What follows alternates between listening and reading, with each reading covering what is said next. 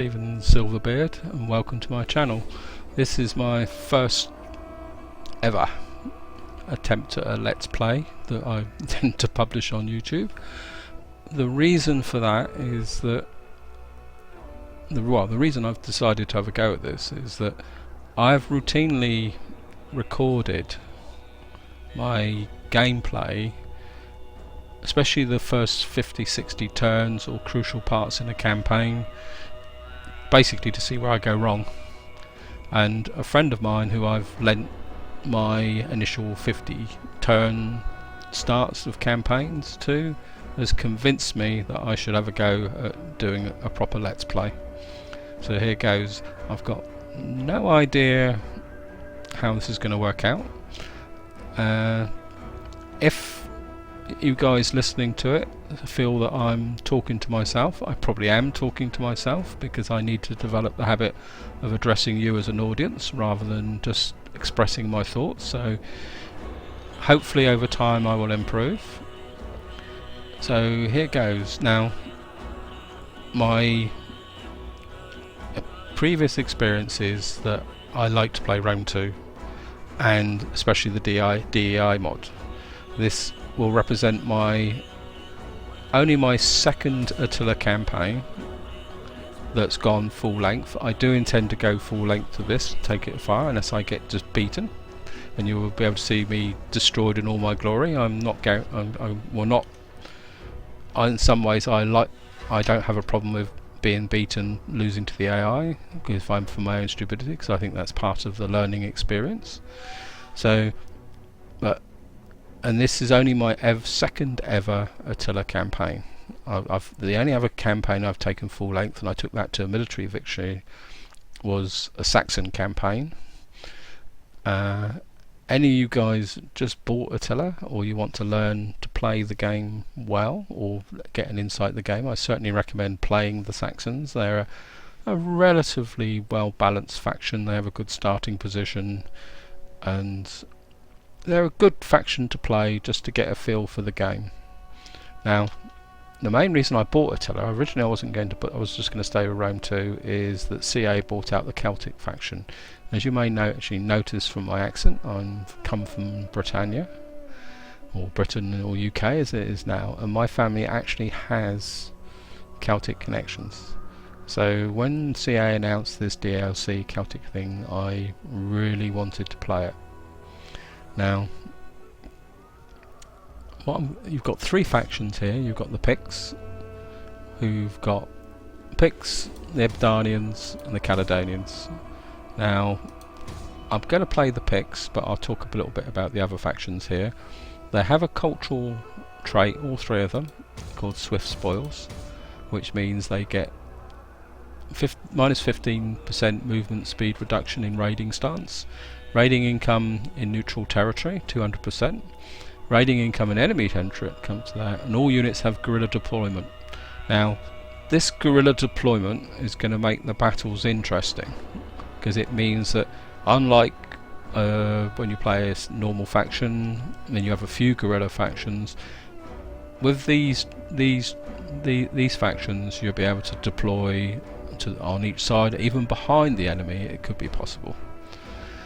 So it could lead to some interesting battles, and I'll be interesting to see. In my Saxon campaign, I had some very tough battles with the Huns. I think everybody does, and I think it'd be interesting to see how well those guerrilla tactics could work against Hun armies. Now, the Picts have a trait called Children of the Night, which enables night battles on land and sea, and +9 morale during night battles faction wide. So that's going to be another interesting element to fighting battles. The Abdanians, they've got Wreck and Ruin, so they get an even more bonus for sacking and looting, an income for every 10% damage caused to a settlement during a battle. So that could be an interesting one to play the aggressive campaign. And then the Caledonians have this very different faction trait compared to other ones, which is agent action cost -20, success +25, agent recruitment cost -30. Now when I was going to choose a faction, it came down to the Picts or the Caledonians, partly because the Ebdanians, that's very much, if you play the Viking forefathers and all that, that's very much a trait there. So, and what I did in the end is I tossed a coin and it came down on the Picts. So this campaign is going to be a Picts campaign going down. Now the actual victory objectives aren't that much of a challenge. I mean, the minor victory, Caledonia, Britannia, that's just at the top.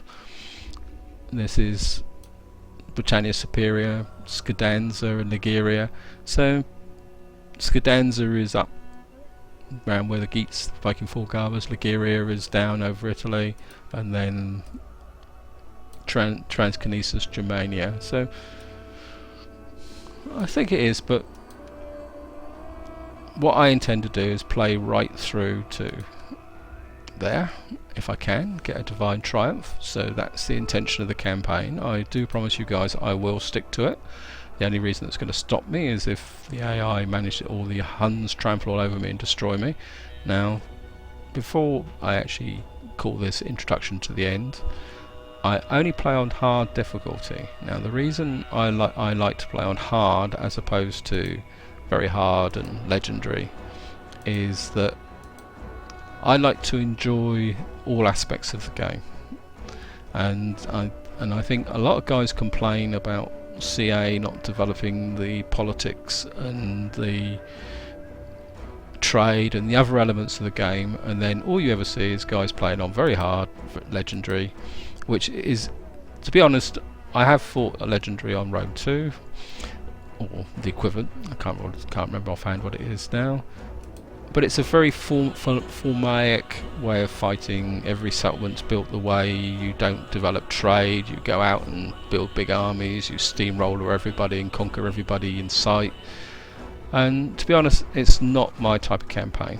I mean, there's no, maybe someday in the future I'll do a legendary for a challenge, but I really like to explore the game, develop the ideas, and then